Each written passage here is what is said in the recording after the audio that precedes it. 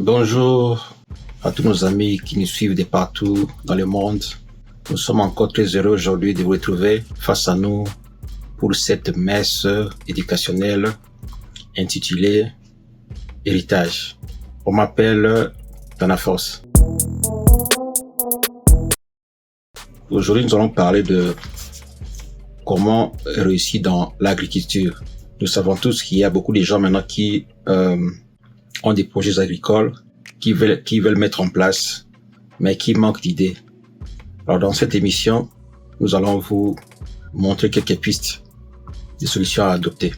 Alors, enseignant, je suis fermier, je suis ingénieur agronome orienté en transformation des produits agricoles dans les industries. Je suis entrepreneur, je suis artiste. Donc, j'ai beaucoup de casquettes et j'ai à peu près 30 ans dans la vie active. C'est pourquoi je trouve qu'il est important pour moi de partager mon expérience avec vous. Bien, comment réussir dans l'agriculture? Alors, j'ai fait une comparaison.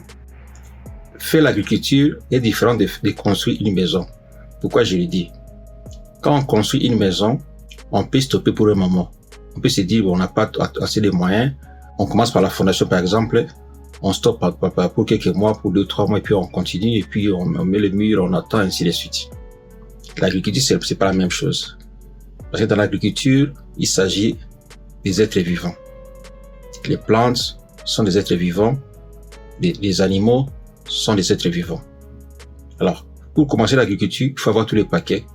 Il faut être prêt à le faire pour faire une bonne agriculture. Bien. Alors, si vous pouvez prendre un morceau, une feuille ou un bloc-notes et un stylo pour écrire, parce que c'est très important. Le premier point, c'est définir ce que l'on veut faire. Qu'est-ce qu'on veut faire? Est-ce un élevage ou vous allez planter une culture? Piment, tomates, avocatier, ainsi de suite. Donc, commencez par définir ce que vous allez faire. Est-ce que ce sera un élevage ou une plantation? Après cela, il faut choisir les acteurs qui va diriger le projet. Est-ce vous-même? Est-ce que vous allez prendre un membre de la famille? Est-ce que vous allez vous faire accompagner d'un agronome? Ainsi de suite. Alors, ici, dans définir ce qu'on veut faire, il y a plusieurs points. Parce qu'on dit ceci, il faut vendre avant de produire. Je répète, il faut vendre avant de produire. Pourquoi? Parce que si vous produisez que vous n'avez pas de marché, souvent, il y a un problème de pourriture. Parce que les cultures, quand on les produit, il faut les consommer. Mais quand vous n'avez pas un marché, vous allez regretter, vous allez perdre de la production. J'ai dit ça en connaissance des causes, j'ai dit ça par expérience.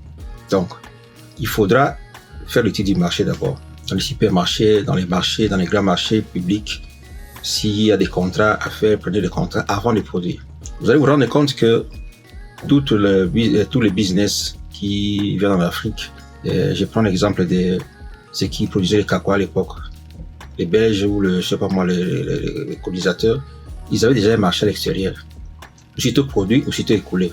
Quand les Occidentaux sont en Afrique pour exploiter le pétrole, ils ont déjà un marché. Aussitôt produit, aussitôt vendu. Quand ils viennent pour les minéraux, ils ont déjà un marché. Et ça doit être la même chose en agriculture. Donc, faut pas prendre ça comme quelque chose de moindre. Dans l'agriculture, c'est un grand business. Faut pas le prendre comme n'importe quelle chose ou le mépriser. Alors, ici, il faudrait aussi choisir l'emplacement. J'ai fait l'agriculture, ça sera où? Quel sera le lieu par rapport à la ville, à la grande ville ou au lieu d'écoulement? Dans l'emplacement de l'agriculture, il faut voir est-ce qu'il y aura de la main d'œuvre. Il ne faut pas commencer un truc comme ça quand on ne sait pas qui va travailler pour vous. Il faut voir le milieu, l'environnement. Est-ce qu'il y a des jeunes gens, est-ce qu'il y a des personnes, est-ce qu'il y a des femmes qui peuvent travailler pour vous. Faites cette étude-là au préalable. Il faut voir aussi la sécurité. Est-ce que l'endroit où je compte lancer mon projet est sécurisé? Est-ce qu'il n'y a pas trop de crimes? Il faut vraiment faire l'étude pour en savoir un peu plus sur la sécurité. Et puis, le point d'eau. L'agriculture utilise beaucoup d'eau pour les cultures. Évidemment, Il y a c'est des gens qui font ce qu'on appelle l'agriculture pluviale, c'est-à-dire ça dépend de la pluie. Ça, c'est une bonne chose aussi parce mais là, il faut maîtriser ce qu'on appelle les calendriers agricoles. Il faut savoir à quel moment il y a des grandes pluies, à quel moment il y a la sécheresse pour intercaler les cultures. Voilà, ça c'est le premier point. Donc, définir ce qu'on veut faire pour la bonne réussite de notre agriculture. Parce que quand on dépense de l'argent, c'est pour gagner des profits. Si c'est un business ou c'est un petit projet pour la subsistance, bon, vous pouvez faire ce que vous voulez. Mais je vous donne les pistes de comment réussir quand vous voulez avoir des profits. Alors, deuxième point, les choix du terrain. Vous avez fait votre étude préalable qu'on appelle étude de faisabilité. Maintenant, les choix du terrain. Alors, on ne choisit pas un terrain qui a trop de sable. Parce que vous savez, l'agriculture doit avoir un support.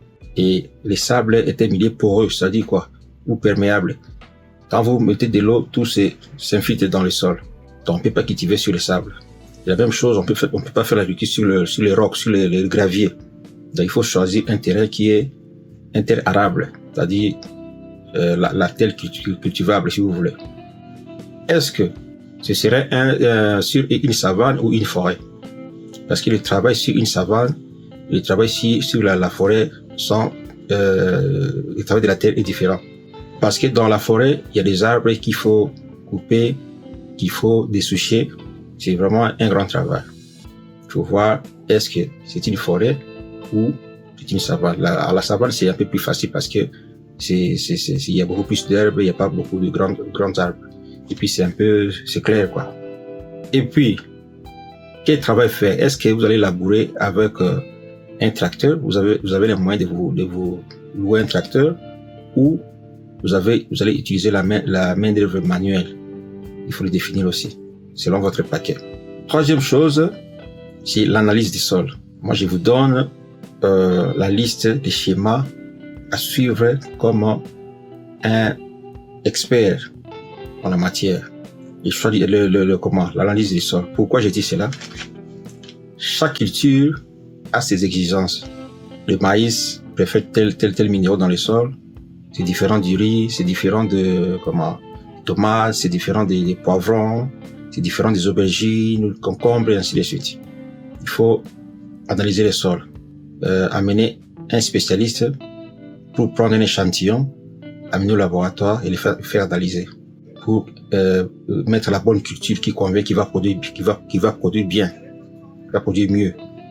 Donc on ne fait pas n'importe comment, même si nous avons des terres qui sont fertiles. Donc il faut les faire avec un peu de précision. Alors il faut voir aussi, il y a des maladies ou il y a des insectes dans les sols. C'est pourquoi il est toujours aisé ou il est recommandé de vous faire accompagner par un spécialiste, un agronome. Et les agronomes, il y a plusieurs paliers d'agronomes. Quatrième chose, choix des semences. Vous n'allez pas prendre ce que nous appelons en jargon technique les tout venants. Ça veut dire que les semences, vous avez récolté par-ci par-là dans les marchés, ça ne marche pas comme ça. Parce que vous ne connaissez pas ce qu'on appelle les pouvoirs germinatifs de ces graines-là ou de cette plante-là. Donc, il faut aller dans les centres spécialisés qui vendent les semences. La plupart du temps, il faut aller dans les centres de recherche agronomique pour vous trouver la bonne semence. Donc, il faut faire le bon choix d'une semence pour une meilleure production, une meilleure productivité. Alors, cinquième point, les saisons. À quelle saison vous allez planter? Parce qu'il y a la saison des pluies, il y a la saison sèche, ça dépend des contrées, ou la saison froide et la saison chaude. Quelle saison vous pouvez intercaler, commencer votre culture? Est-ce que ce sera au début de la saison des pluies? Voilà, sur la plupart du temps, il est recommandé de planter un peu avant la saison des pluies. Ça dépend des cultures, bien sûr. C'est pourquoi je vous demande d'avoir quelqu'un qui s'y connaît, ou quelqu'un qui a l'expérience du terrain, qui a fait la culture plusieurs fois. La personne ne peut pas nécessairement être un agronome, mais la personne a l'expérience du terrain. Vous pouvez vous confier à lui si vous trouvez que vous n'avez pas le moyen pour vous offrir un agronome. Donc là, comment s'aimer selon la saison, ça s'appelle le calendrier agricole. Donc s'aimer ou planter selon le calendrier agricole. 6, il y a l'entretien des plantes. Quand on a planté, quand on a sémé, il faudra entretenir. Faire ce qu'on appelle le désherbage. Enlever la mauvaise herbe. Faire ce qu'on appelle le saclage. Comment cercler autour de la plante pour aérer le sol. Il faut le faire. Il faut voir s'il y a des plantes qui sont, il y a des plantes qui sont mortes, il faut pouvoir les remplacer. Ou s'il y a des plantes malades, il faut savoir les extirper et le mettre à l'écart. Donc il y a beaucoup de travail à faire sur l'entretien. Ou s'il y a des plantes qui sont trop proches, il faut les séparer. Donc il y a beaucoup de choses à faire sur l'entretien.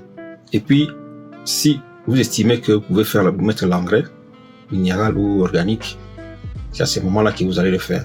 Évidemment, il y a des engrais de fond qu'on met avant de planter. Souvent, quand vous voulez faire, par exemple, les légumes, vous voulez produire des légumes, vous mettez les engrais avant la production. Les engrais les engrais organiques comme la fiente ou les excréments des poulaillers ou la bouse des vaches, les excréments de la vache et tous les excréments des animaux domestiques. Donc, vous pouvez les épandre avant la plantation. Et puis, il faut savoir comment c'est fait parce que quand vous amenez les excréments qui ne sont pas décomposés, ça crée des problèmes aux plantes. Donc là, on verra dans un autre chapitre comment je vais vous expliquer comment le faire. Et puis, à la fin, il y a la récolte. Il faut savoir comment récolter. Et vous allez récolter avec les machines ou ça sera manuel. Comment récolter, comment entreposer ou stocker. Parce qu'il y a des cultures qui nécessitent d'être séchées avant de stocker pour éviter la pourriture. Donc, comment savoir stocker? Parce qu'il y a des produits qui sont périssables.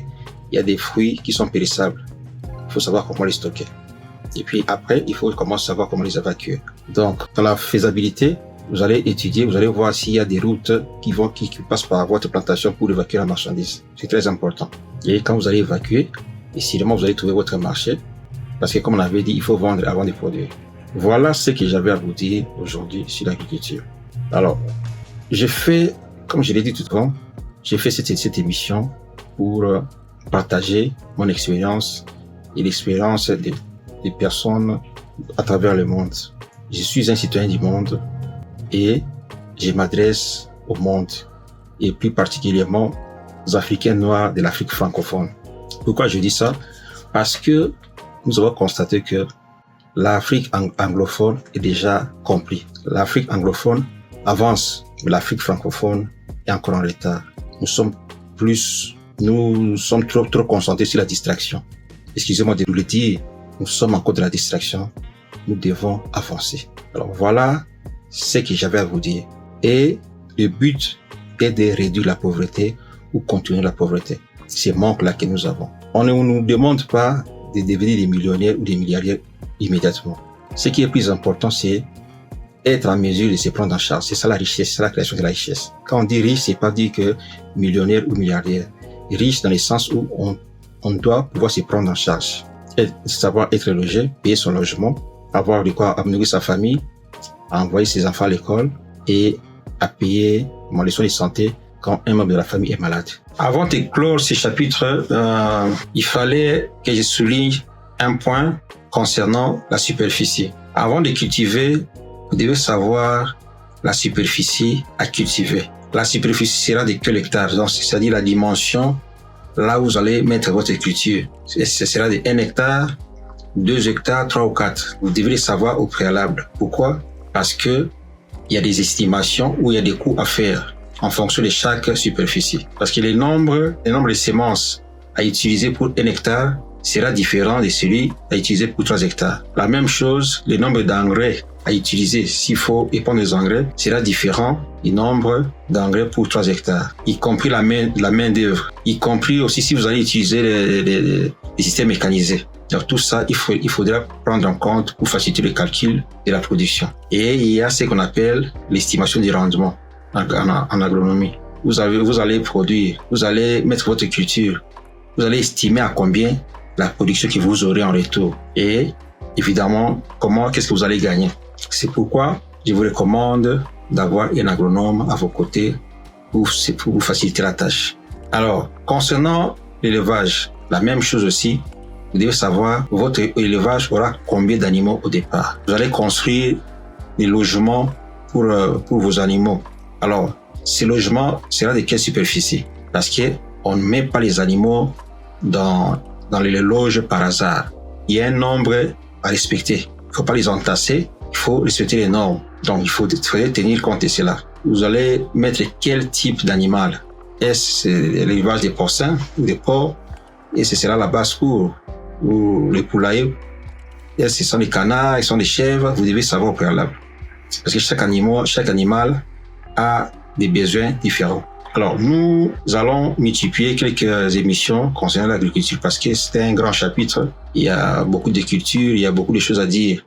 Vraiment, c'est très grand. C'est un grand business là où vous pouvez vous faire beaucoup d'argent. Mais c'est ce qui manque à la communauté, ce sont des informations comme ce que nous sommes en train de vous livrer aujourd'hui. Nous allons faire une série d'émissions et puis pour aider la communauté. Cette année 2024 qui commence, j'ai un message ou une recommandation pour vous. J'ai dit ceci: décide-toi sur ton avenir, décide-toi sur ton futur, parce que il ne dépend ni de ton père, ni de ta mère, ton oncle et ta tante, ton frère ou ta sœur. Ton avenir dépend de toi-même. On décide sur ce qu'on va devenir. Vous êtes allé à l'école ou pas, il n'y a pas de problème. Vous pouvez apprendre. Du moment où vous savez lire, écrire et faire les 4 opérations mathématiques, addition, soustraction, division, multiplication, vous pouvez faire de grandes choses. Vous pouvez apprendre, continuer à apprendre dans les livres, dans les séminaires, auprès de quelqu'un, ainsi de suite. Apprenez un métier. Il n'est jamais trop tard. Voilà ma recommandation. Alors, on se quitte ici. Toutes les bonnes choses pour vous. On m'appelle Thanaforce. On se retrouve au prochain numéro. Bye bye.